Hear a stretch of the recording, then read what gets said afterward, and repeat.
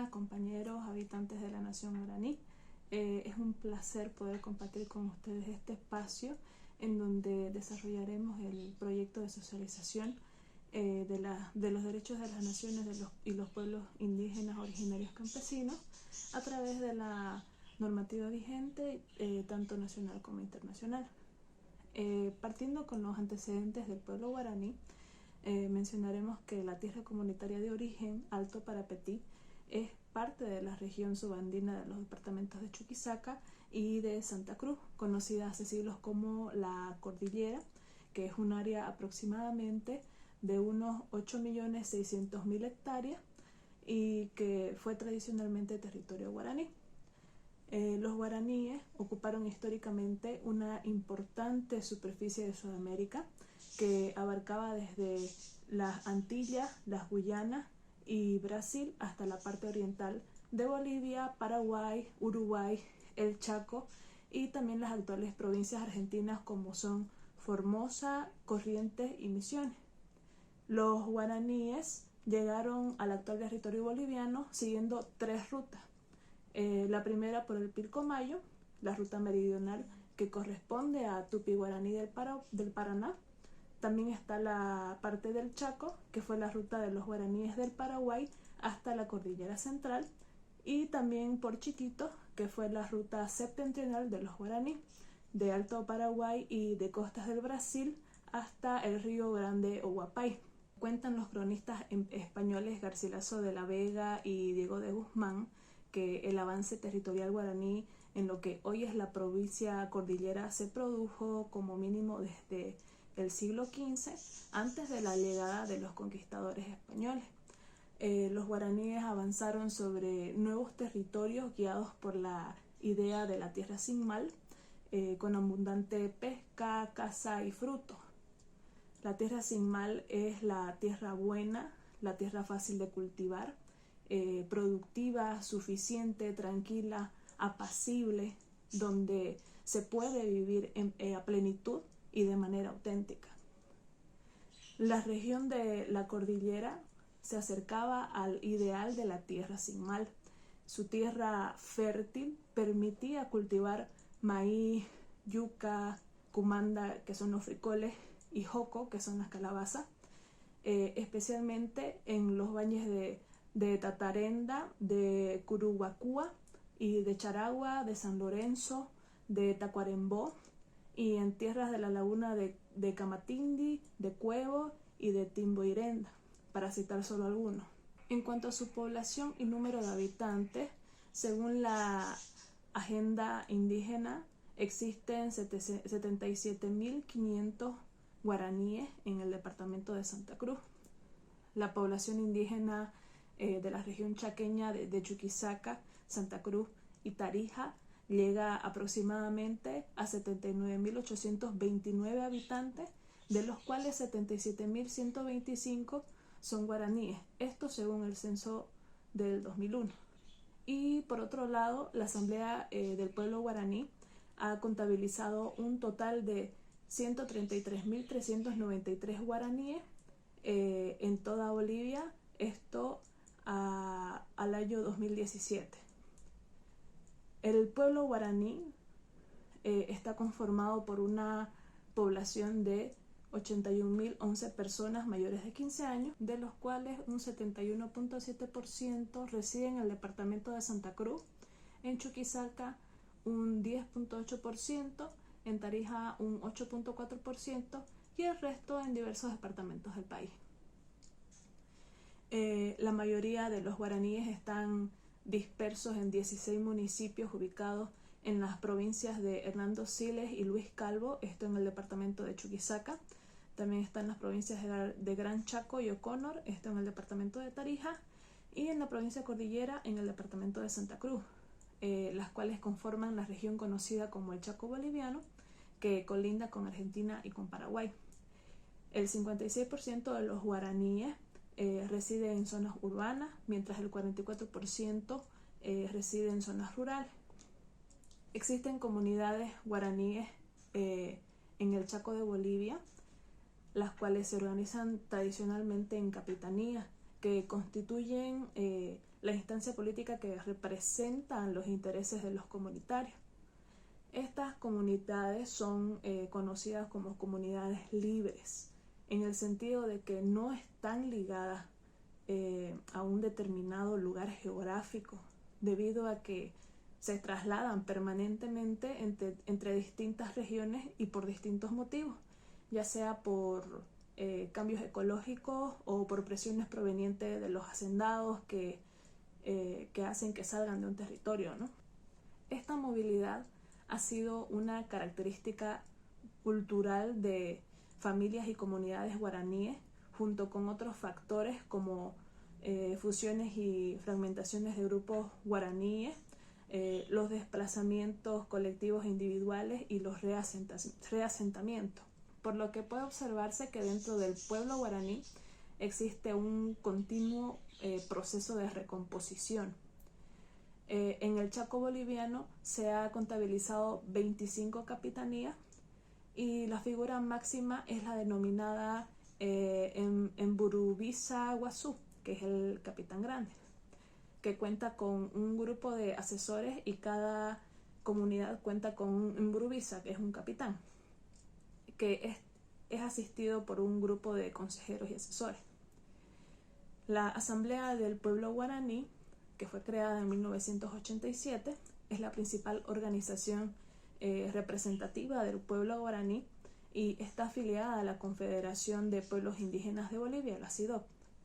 La Asamblea del Pueblo Guaraní y otras organizaciones iniciaron un proceso de reconstitución territorial en la nación guaraní con el fin de recuperar sus tierras ancestrales y poder desarrollarse de acuerdo a su propia visión de desarrollo, de salud y de educación. La actividad económica en el Chaco consiste principalmente de la producción agrícola y ganadera. Los guaraníes en el Chaco se dedican principalmente al cultivo de maíz, de poroto, de frijol, de yuca, de plátano, cítrico, y si es permitido por los hacendados, pueden llevar a cabo faenas de caza y pesca. En el sector indígena campesino prevalece la agricultura de subsistencia. Sin embargo, en casos como en el de los guaraníes de la provincia cordillera, la situación es más precaria, porque la tierra disponible es menos de 1 hectárea cultivable por cada habitante. En cuanto a las comunidades cautivas, les puede corresponder a cada familia una porción ínfima de la tierra arable que el hacendado le asigna de acuerdo a su voluntad, siendo estas generalmente las tierras de peor condición. Cabe señalar que la región del Chaco ha incrementado la actividad económica relacionada con la explotación de recursos hidrocarburíferos, puesto que es la región donde se encuentra la mayoría de las reservas hidrocarburíferas. En Tarija existe la mayor cantidad de reservas, el 85.7% y el 84.4% del gas natural y crudo de petróleo respectivamente a nivel nacional, más o menos.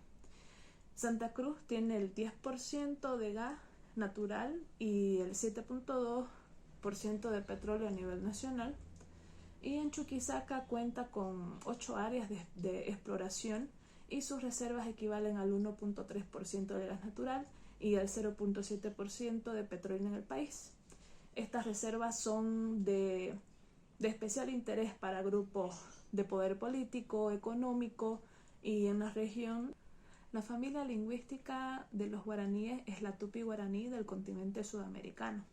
Respecto a su organización, el territorio guaraní estaba dividido en especies de provincias o guara, en la que se agrupaban las tentas o grupos familiares, normalmente familias extensas, ¿no? Estas tentas podían incluir hasta 200 personas de 3 generaciones diferentes bajo el mando de un tubicha. Estas familias extensas eran verdaderos pueblos relativamente autosuficientes y se denominaban con la palabra de pertenencia ore. El siguiente peldaño estaba simbolizado por la palabra ñande, que incluía varias de estas tentas unidas mediante alianzas que podían abarcar una región o provincia huara.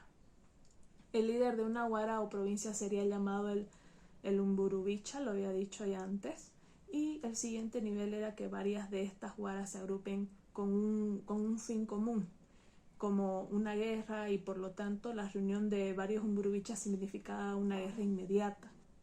Este sistema fue seguido hasta el siglo XVIII, en el que hubo un cambio en la forma de las tentas, ya que se hicieron más pequeñas, aunque se seguía coordinando en los diferentes niveles anteriormente citados. El último paso histórico lo dieron los guaraníes, con la creación de la Asamblea del Pueblo Guaraní que antes mencioné, que fue en 1987. Esta organización surge después de un periodo en el que los guaraníes se habían integrado al movimiento campesino, y este tipo de experiencia de sindicalización ligadas al caos de las políticas públicas nacionales rompía la estructura tradicional comunitaria, por lo que no tuvo mucho éxito, constituyéndose en un paso efímero al interior de los guaraníes. Hubo bastante discusión acerca de la creación de una organización propia que los representara y que al mismo tiempo respetara sus tradiciones, sus formas de gobierno, y las mismas que son procesos lentos, muy estructurados y organizados, no solo responden a las coyunturas que van más allá. Este tipo de organización indígena sirve como interlocutora de las demandas guaraníes, y al mismo tiempo que funciona como la única representante legal ante organismos gubernamentales e internacionales. Con la creación de la APG se vio la necesidad de descentralizar en capitanía un tamaño menor que pudiera atender a su zona. El Comité Ejecutivo de la APG tiene su sede en Camiri. Además de una estructura, también tiene organizado el PICET, que es la producción, la infraestructura, la salud, la educación y el territorio. Y asimismo están organizadas las mujeres, que tienen los mismos cargos que los hombres, como una cuña mburubicha. Y en cuanto a su economía y actividades productivas y culturales, la actividad económica de los guaraníes en sus diferentes parcialidades y ámbitos es la misma: la agricultura predominante, y dentro de ella el cultivo del maíz, del poroto, del frijol, la yuca, plátano, cítrico, zapallo. Se aprovechan normalmente de las semillas del algarrobo para hacer chicha. Las actividades de caza y pesca y también la recolección son muy comunes, además de estar orientadas a complementar la dieta básica familiar. La práctica de la recolección es frecuente, y tanto de la miel como de las frutas y de las plantas medicinales. Pituma Chicharey Gabriela Torres y les voy a hablar sobre la justicia comunitaria dentro de la nación guaraní. En la revisión bibliográfica que hemos hecho, hemos evidenciado los diferentes tipos de conflictos en que se trata dentro de la justicia comunitaria. Evidenciado principalmente por una turba o una agresión que se dio en la comunidad guaraní, charagua y yambae, que ha sido la agresión física y en las que se desencadenaron odio. En la investigación realizada por Fundapao, que es la Fundación para el Apoyo Parlamentario y a la Participación Ciudadana, en fecha de 2005 hasta 2007, realizado con las capitanías guaraníes en los diferentes libros de actas de corregimientos comunales, se han evidenciado los siguientes conflictos principales que ellos se encargan de mediar.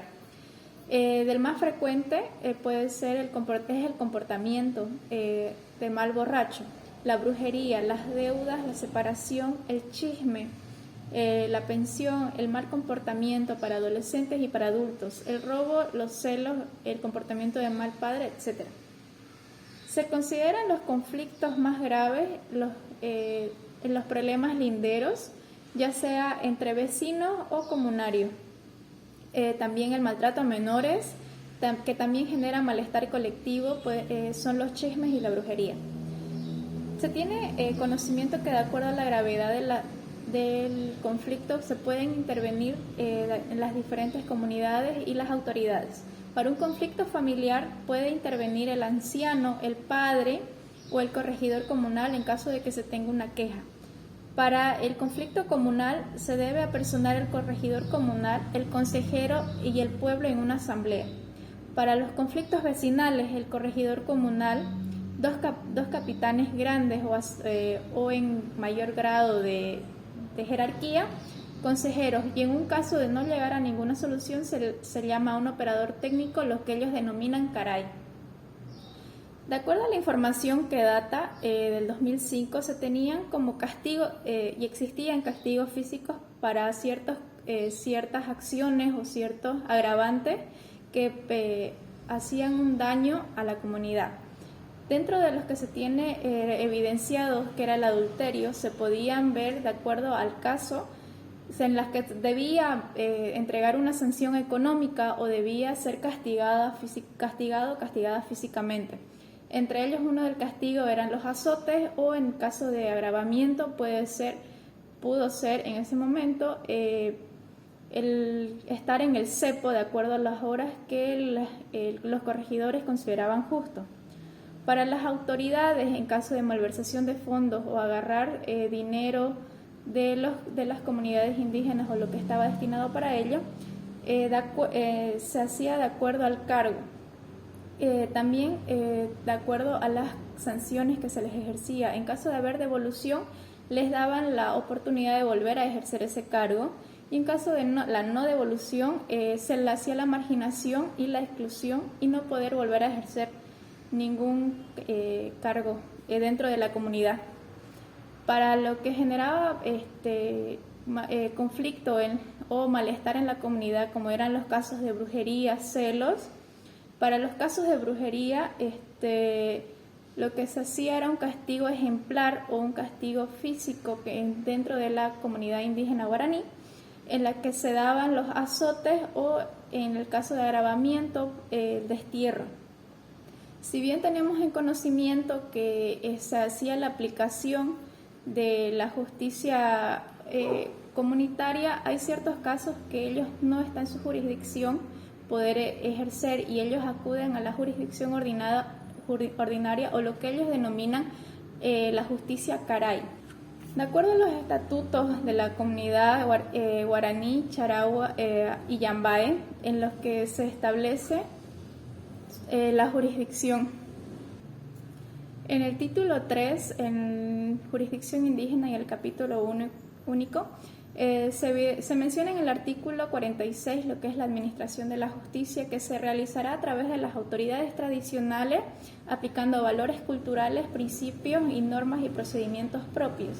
En el artículo 47, la característica de la justicia guaraní debe ser transparente, oportuna, con igualdad, respetando todos los derechos y principios de la cultura sin distinción de cargo.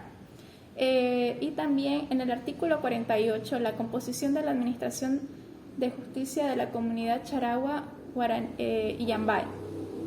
Dentro de la composición se tienen 3 niveles, que es la capitanía comunal, que está para cada comunidad de acuerdo a sus normas y procedimientos; la capitanía zonal, que es para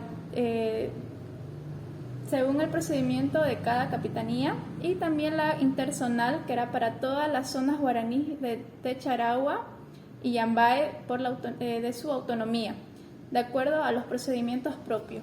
Si bien se tiene en evidencia todo lo que es actualmente, este estatuto ha sido aprobado y ha sido en consenso de todas las comunidades y capitanías.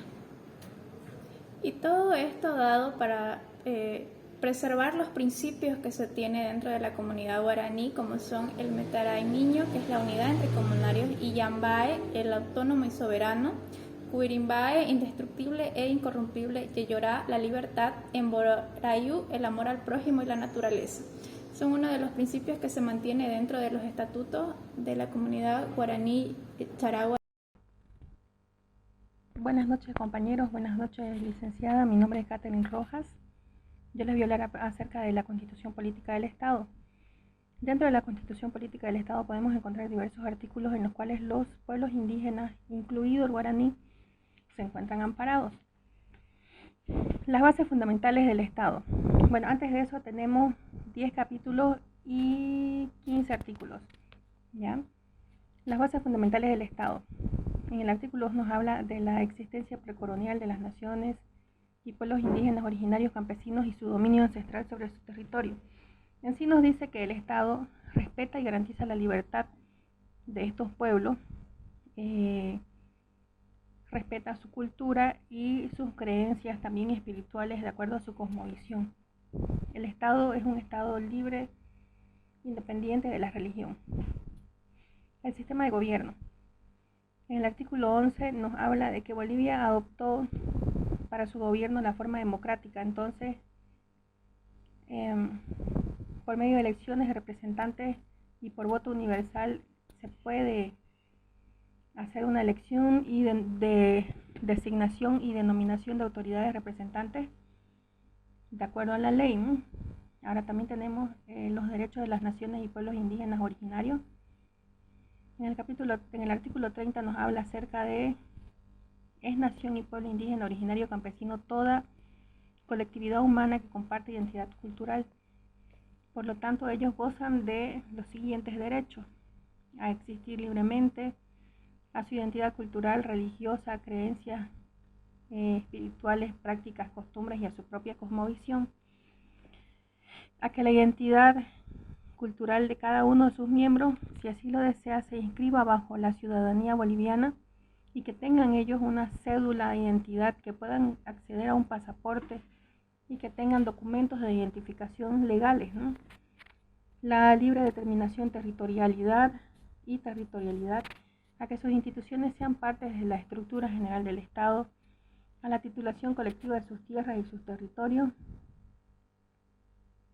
a crear y administrar sistemas y medios y redes de comunicaciones propios, que sus saberes y sus conocimientos tradicionales, su medicina tradicional, sus idiomas, sus rituales, sus símbolos, sus vestimentas y todo lo que los represente a ellos sean respetados y sean promocionados, a vivir en un medio ambiente sano, con manejo y aprovechamiento de todo su ecosistema que ellos tienen, a la identidad y propiedad intelectual, a una educación intercultural y plurilingüe, al sistema de salud universal gratuito. También son consultados, tienen derecho a ser consultados mediante procedimientos apropiados, en particular a través de sus instituciones. También se pueden beneficiar de la explotación de los recursos naturales en sus territorios, a la participación en órganos e instituciones del Estado, y también garantiza que respeta y protege los derechos de las naciones y los pueblos indígenas originarios campesinos que están consagrados dentro de la institución y la ley. También tenemos los derechos sociales y económicos. En el artículo 35 nos dice que el sistema de salud es único e incluye la medicina tradicional de las naciones y los pueblos indígenas originarios. En este caso, por ejemplo, tenemos el hecho de que cuando las personas entran a estudiar medicina aquí en Bolivia, ellos llevan 3 materias de lo que es la medicina tradicional y les enseñan a usar, en general lo que pasa en la medicina tradicional en las universidades son personas de comunidades que también tienen esos conocimientos y que han estudiado medicina y llevan a los demás ya sus conocimientos, ¿no? Pasan acerca sobre el tratamiento con medicinas naturales, con plantas naturales. Entonces es bastante respetada la medicina natural aquí en Bolivia. Educación e interculturalidad y derechos culturales. En el artículo 78 nos dice que la educación es unitaria, pública, universal, democrática, participativa e intercultural, plurilingüe. El sistema educativo se fundamenta en la educación abierta, humanística. Entonces, el Estado y la sociedad tienen el deber de erradicar también el analfabetismo, eso nos dice el artículo 84. Y en los centros de educación, en el artículo 86 nos dice que se reconocerá y se va a garantizar la libertad de conciencia y de fe. entonces se va a respetar la religión que ellos tengan, ¿no? En la educación superior, las universidades, en el artículo 95 nos dice que deben crear y sostener centros interculturales, deben implementar programas para la recuperación y preservación del desarrollo de aprendizaje y promoverán centros de unidades productivas en coordinación con las iniciativas productivas comunitarias. También en el caso de la educación podemos ver que ahora estamos avanzando en los colegios lo que es nuestro idioma originario, ¿no? En nuestro caso, como estamos en Santa Cruz, nos toca aprender el idioma guaraní. Eso también se aprende en las universidades y en los colegios. Las garantías constitucionales y acciones de defensa sería el artículo 115, que nos dice que toda persona será protegida oportuna y efectivamente por los jueces y tribunales en el ejercicio de sus derechos e intereses legítimos, que el Estado le garantiza el debido proceso, la defensa y la justicia a todas las comunidades, a todas las personas en las comunidades, ¿no? También tenemos la estructura y organización funcional del Estado. En el artículo 146 nos habla de las circunscripciones especiales indígena, originario, campesina, que se rigen por el principio de densidad poblacional. También tenemos la jurisdicción indígena, originaria, campesina en el 190. En el artículo 190 nos dice que las naciones y pueblos indígenas, originarios, campesinos ejercen sus funciones jurisdiccionales de competencia a través de sus autoridades. Entonces, también la jurisdicción respeta el derecho a la vida, a la defensa y los demás derechos de garantía que están presentes en la Constitución, ¿no?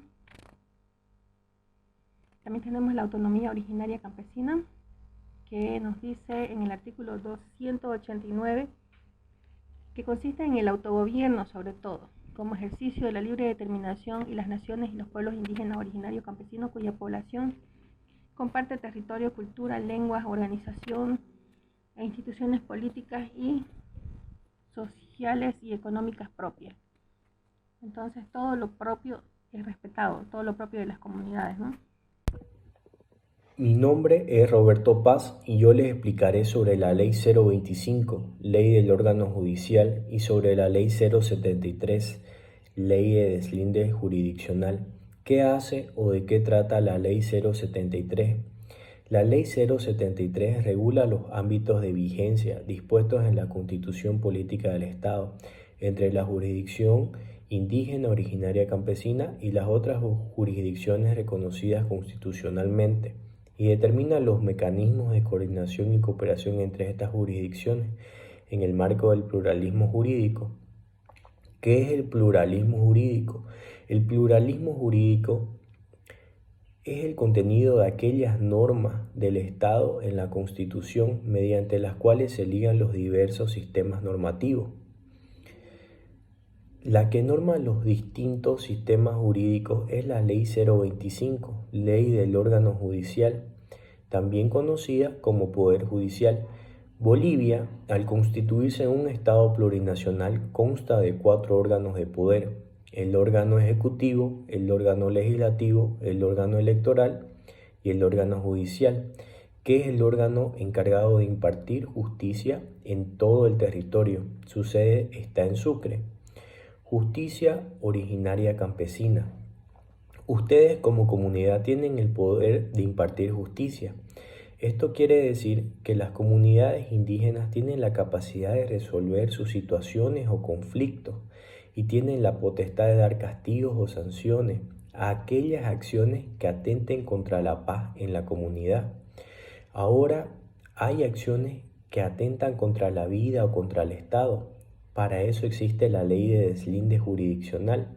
Esto quiere decir que este tipo de acciones se van a otra jurisdicción y ya deja de ser su competencia. Pasa a la justicia ordinaria. Ahora me preguntarán qué tipo de acciones pasan a la justicia ordinaria. Acciones como violaciones, acciones como asesinatos, homicidios. Esto pasa de la jurisdicción originaria campesina a la jurisdicción ordinaria, porque son acciones, como antes lo mencioné, que atentan contra la vida. Me preguntarán qué otro tipo de acciones deja de ser de nuestra jurisdicción. temas de narcotráfico, temas de contrabando, aún siendo que se den en las comunidades, dejan de tener jurisdicción la justicia originaria campesina y pasa a la justicia ordinaria, que se divide en distintas materias: materia penal, materia civil, materia laboral. Importante mencionar que para que ustedes puedan impartir la justicia comunitaria campesina, estos casos o estas acciones se tienen que dar dentro de su territorio, en su jurisdicción. Quiere decir que estas acciones que atentan contra la paz tienen que darse en el pueblo indígena originario campesino. Es importante mencionar que nadie será procesado más de una vez por el mismo hecho. Esto se encuentra en el artículo 256 de la Constitución Política del Estado. Quiere decir que si ya se ha juzgado y alguien ha pagado una pena o castigo en la justicia originaria campesina, no podrá juzgarse en la justicia ordinaria, ya que la pena se ha cumplido. Buenas noches, licenciada. Voy a hablar sobre los estatutos de la autonomía guaraní Charagua y Llambay. Artículo 1. Entidad territorial autónoma. La entidad territorial es la autonomía guaraní con un propio gobierno, ejerciendo su libre determinación en el marco de la unidad del Estado plurinacional y en base a la Constitución Política del Estado y a su población, que está conformada por mujeres y hombres, bueno, en la mayoría guaraní. En el artículo 2 tenemos la jerarquía del estatuto, que es la norma institucional básica que rige, bueno, en sí su territorio de ellos, que tiene como fin, que es para vivir bien. En su idioma de ellos sería Yaico Cabí Pabé, ya que están sujetas a la Constitución Política del Estado y a las leyes vigentes que les respaldan. También tenemos el artículo 3, alcance de la autonomía. La autonomía guaraní, regula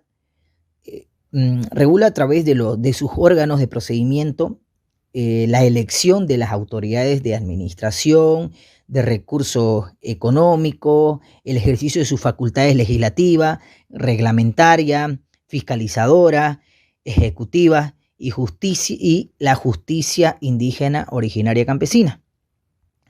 El artículo 4, en la cual habla de la denominación de la identidad territorial, que es la autonomía guaraní Charagua y Llambay.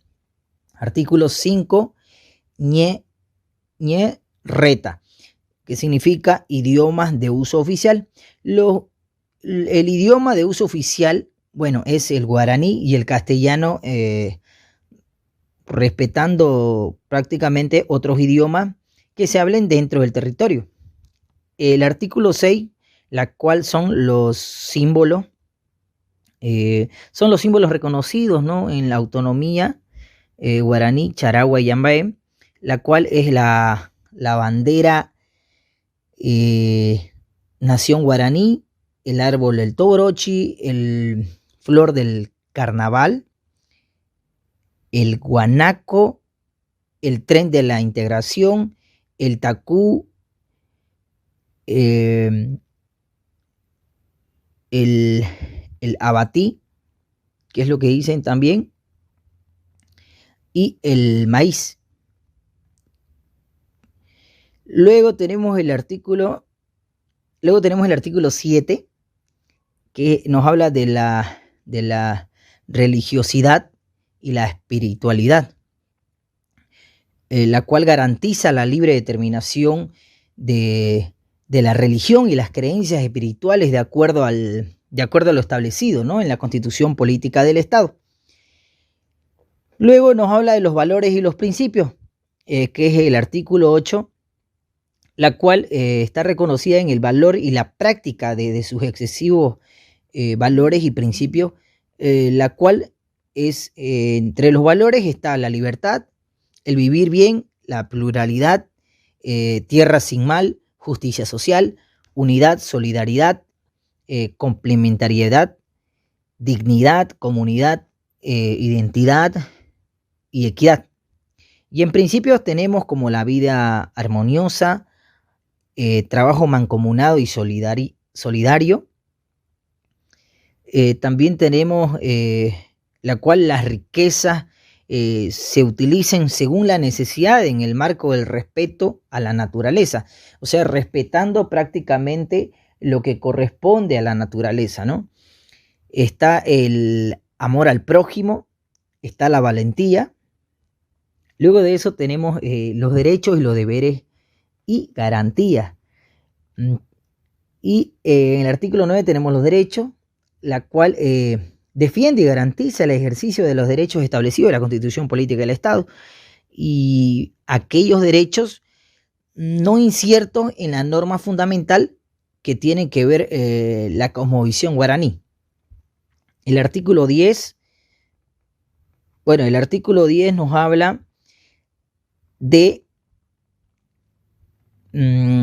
ejercicio de la ciudadanía autonómica guaraní.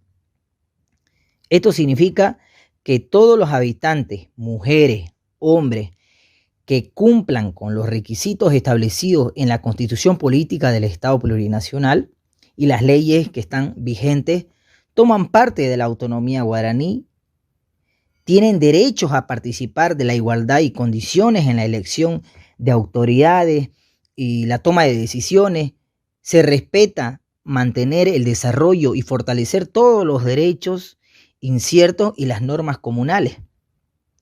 Se respeta mantener el desarrollo y fortalecer su identidad cultural guaraní sin discriminación alguna. El derecho a la consulta, la cual es el artículo 11, nos habla del marco de acuerdo al marco establecido en la Constitución Política del Estado y las leyes en la vigencia, la cual nos garantiza el acceso a la información, a la consulta previa, a la obligatoriedad, de acuerdo al procedimiento de los propios, procedimientos, ¿no? En cada capitanía guaraní. Todo respecto a la explotación de los recursos naturales y no renovables, la cual existen en su jurisdicción territorial. El artículo 12, la cual son los deberes de los habitantes de la entidad autónoma guaraní, las cuales están establecidos en la Constitución Política del Estado y en las leyes del Estado.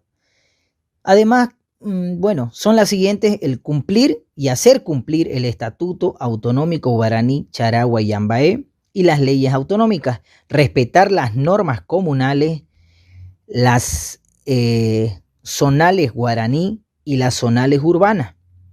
El artículo 13, que son las garantías, la cual garantiza las acciones de defensa consagradas en la Constitución Política del Estado, sin discriminación alguna, como así también están los tratados internacionales y en materia de derechos humanos referidos a los derechos de los pueblos indígenas y la cual está ratificado por el Estado Plurinacional de Bolivia y constituye un fundamento indisoluble.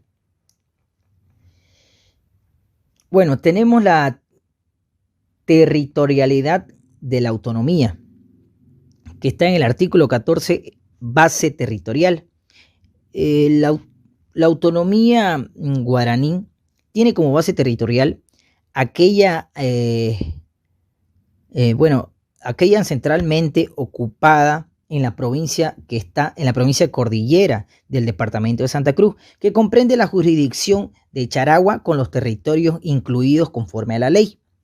Tenemos el artículo 15, que es la ubicación de la jurisdicción territorial.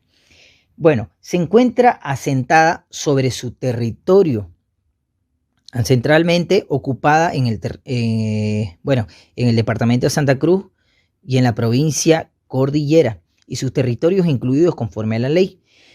El artículo 16 nos habla de la organización territorial, la cual se encuentra organizada en 6 zonas, 2 con parques nacionales, 1 con área de conservación e importancia ecológica, la cual son la zona Charagua Norte, que asume el ámbito territorial de la Capitanía de Charagua Norte y sus comunidades.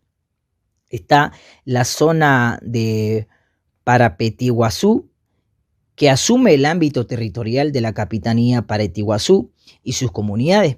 Zona Alto Isoso, la cual asume el ámbito territorial de la Capitanía del Alto Isoso y sus comunidades. Está la zona Bajo Isoso, la cual asume el ámbito territorial de la Capitanía Bajo Isoso y sus comunidades. Zona de Estación de Charagua, que tiene como ámbito territorial el área urbana y el área de influencia, ¿no? Está también la zona Charagua Pueblo, que tiene como ámbito territorial el área urbana de la ciudad benemérita de Charagua y su área de influencia. Está el Parque Nacional de Caá y ya del Gran Chaco, el Parque Nacional de Otuquis y la área de conservación de importancia ecológica de la nación guaraní Yembi-Guazú. En el artículo 17 está la integración territorial. Las capitanías con comunidades fuera de la jurisdicción de la autonomía guaraní podrán ser integradas también de acuerdo a la Constitución Política del Estado y a las normas vigentes. Eso es lo que eso es lo que dicen en sus normas territoriales, ¿no? Y en la parte orgánica está la estructura del gobierno, la cual habla en el artículo 18, órganos del gobierno. La estructura del gobierno autónomo guaraní se conforma en la siguiente manera: órgano de decisión colectiva, órgano legislativo, órgano ejecutivo.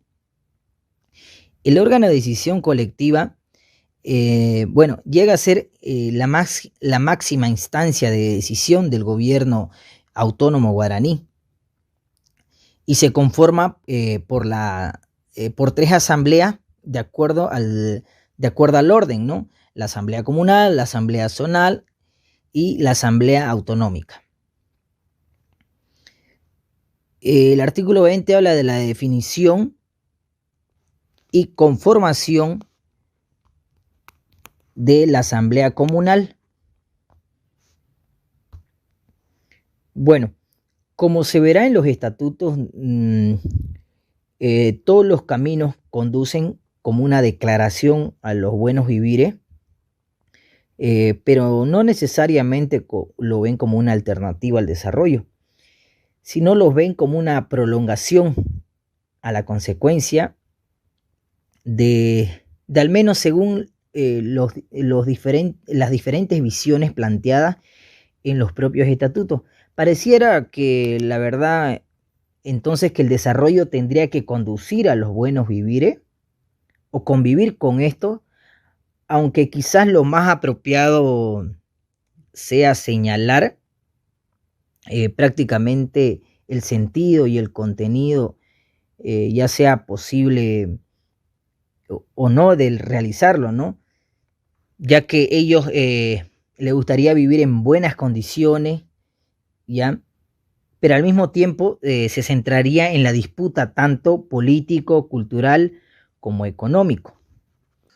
Antes en Charagua, cuando era municipio, se tenía el techo presupuestario y se definía sobre 12 millones de los 32 que tenía. Ahora en realidad se sabe exactamente qué se hace con los recursos, desde sueldo, desde temas estratégicos, consultorías, entonces se conoce la información de absolutamente qué es lo que se está definiendo, porque la autonomía indígena ha respondido a una realidad que quieren cambiar. Por eso igual que ellos plantean en su estatuto, no una persona que administre un territorio tan grande, sino que esa administración se descentralice. Si uno va al Bajo Isoso o va al Alto Isoso, ellos saben cuánto tienen de presupuesto, qué horas se hizo, qué horas no se hizo. A diferencia de un gobierno municipal, muchas veces no conocíamos ni si se hizo o no se hizo esa obra. Cada zona es diferente y uno conoce la realidad de cada zona, los procedimientos, normas y procedimientos de cada una de estas. Es algo nuevo, ¿no? Porque gracias a la autonomía ya cada zona tiene, o cada distrito tiene su ejecutivo, tiene su propia oficina donde se administra, se coadministra la parte económica y donde se ejecuta igual los POA. Y es un gran avance para nosotros como pueblos indígenas. Un líder es un simple empleado de la base. Si hace cosas malas y un ratito las comunidades se levanta y apártese porque no está haciendo el trabajo.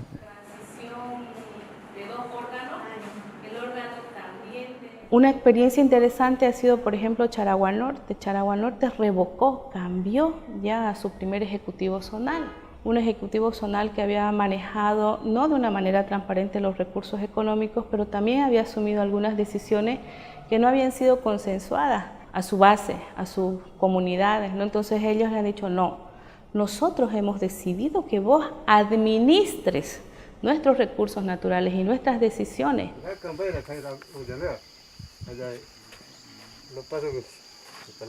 Nos sentamos en círculos y debatimos las problemáticas y tratamos de siempre buscarle solución dialogando, no de otra forma.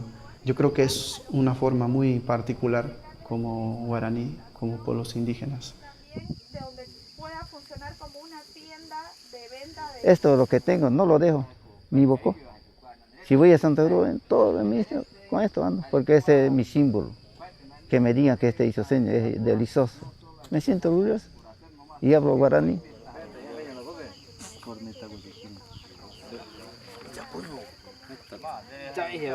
De alguna manera sigue habiendo esa división rural aquí y lo urbano allá, y creo que eso no ayuda a que esto avance rápido.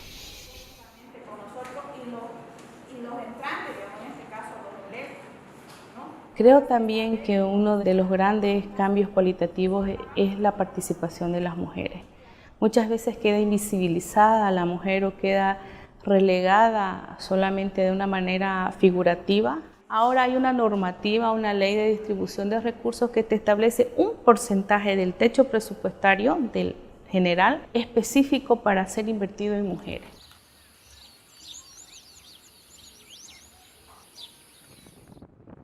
Soy la única mujer del órgano ejecutivo ahorita y son varones mis compañeros.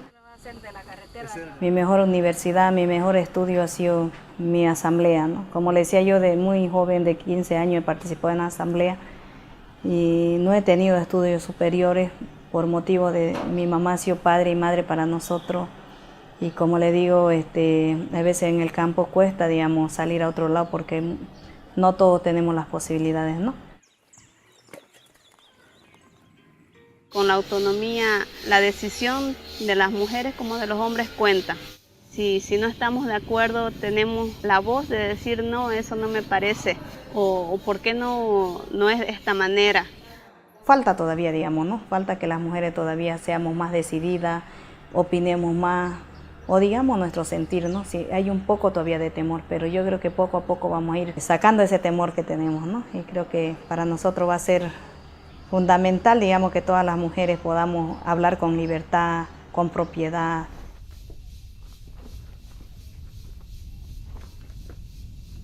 Ya no se cultiva mucho, se pierde. Antes la agricultura se cultivaba en el mes de noviembre, diciembre, porque llovía, octubre. septiembre, octubre llovía. Ahora las lluvias son en enero y febrero. Ya nosotros tenemos que estudiarles también al tiempo, el cambio. Ya no sembramos en diciembre ni en noviembre, sembramos en enero o febrero. Con el cambio climático, de repente vamos a tener que cultivar en el mes de agosto, cuando era frío y calores, ¿no? Porque hay un cambio total. En la esencia del guaraní, el monte habla y tiene dueño. El monte te dice que sí y el monte te dice que no. El dueño del monte te dice, te da las pautas. Es una cultura bien recíproca con la naturaleza. Por eso es que el mundo guaraní no es una cultura extractivista. Él conserva su territorio, conserva la naturaleza, porque ahí está su medicina, ahí está su alimentación, ahí están los materiales que necesita. El mundo capitalista únicamente es extraer, generar divisas al costo que sea, ¿no? Al costo ambiental, al costo social que sea, ¿cierto? En el mundo guaraní no. No va a pasar lo mismo que lo hacían, se puede resolver. Un pueblo sin idioma es un pueblo muerto. Entonces, para el pueblo guaraní isoseño es muy importante mantener su idioma. En la zona del Alto Isoso, el idioma es uno de los fuertes. Sabemos que dependemos de nuestros idiomas como pueblos guaraní. Hay varios idiomas que se están perdiendo. No queremos que el idioma guaraní igual sea uno de ellos. No queremos que se extinga, que se pierda. Escucha ya, ¿qué es lo que está hablando guaraní? Sí. Si usted vaya en Charagua Norte, Charagua Sur, están hablando español. ¿Sí o no?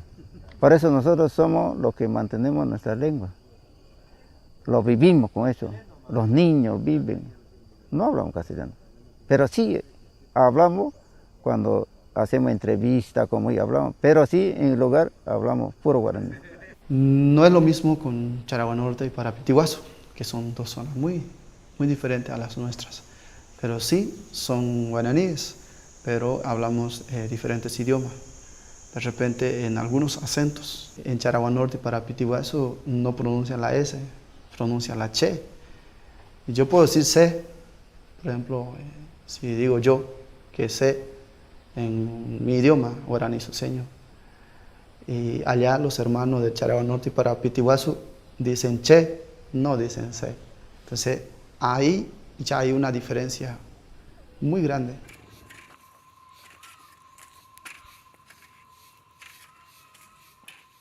Por ejemplo, en mi comunidad y mi familia Medina, en este caso, ya el guaraní no lo hablan, no lo hablan. Y yo, gracias a Dios, a mis 12 años aprendí ya a hablarlo y a entenderlo, digamos, ¿no? Porque uno a veces sale a las comunidades, trabaja con las comunidades, tiene que entender el idioma. Por ejemplo, si yo no sé, la persona que quiere manifestarse me va a decir en guaraní, yo no voy a saber qué me está diciendo, ¿no? Entonces, creo que para nosotros es algo lindo. Realmente el trabajo, si yo lo estoy haciendo, es de corazón, no porque me paguen. Siempre le he hecho una organización gratis. Si ahora estoy ahí y me pagan un salario es porque ustedes lo han decidido así, ¿no ves? Porque si no, de lo contrario, igual tuviera una organización. Así, digamos, es complicado entre varios varones y una sola mujer que a veces no quieren respetar las decisiones. Entonces yo me hago respetar porque me respetan, me digo. Y yo como mamá tengo que estar en el órgano ejecutivo alineándolo, ¿no? Que tienen que hacer su trabajo. Ahora con estos nuevos cambios grandes que han habido y que van a haber todavía en el país, cómo se comporta el Estado con la autonomía, porque si vamos a seguir en lo mismo de que el presidente o el partido de gobierno nos condicione y nos diga no, tomen ustedes la autonomía, ya son autónomos, pero van a hacer esto, pero no van a hacer esto, entonces eso no es autonomía, ¿no? Eso es un disfraz de autonomía condicionado por una ideología política que me parece lo más absurdo, ¿no? Si hablamos de la autonomía, estamos hablando de la libertad. Estamos hablando de un pueblo libre. Nadie te quita tu derecho. Donde los niños puedan correr libremente y jugar y corretear. ¿No? Eso es la autonomía. La autonomía es uno de los máximos logros. Y mucha gente quiere ver ya ese cambio, esa evolución, esa ventaja que ha traído la autonomía. Considero que no hay punto negativo en ser autónomo, es más positivo, y considero que la autonomía es una herramienta para lograr los objetivos que nos trazamos. Para el futuro de lo que es la autonomía, que los recursos, digamos, lleguen directos, y para generar más proyectos, que ya ellos mismos sean sustentables, ¿no? Que en la comunidad todos tengan, digamos, ¿no? Ahora tengan derecho a la educación, tengan derecho a la salud, tengan derecho a producir para ellos mismos, ya no producir para el patrón. Si tienen esa esperanza de que la autonomía es un camino, es una puerta hacia el vivir bien. Entonces dice, nosotros somos los Illambay, nadie tiene que apegarse a nosotros, nadie tiene que venir a vivir con nosotros porque somos los Illambay. No queremos dueños. De ahí nació el Illambay. La autonomía, ya que unos 20 años, va a mejorar y va a tener grandes impactos a nivel nacional y a nivel mundial.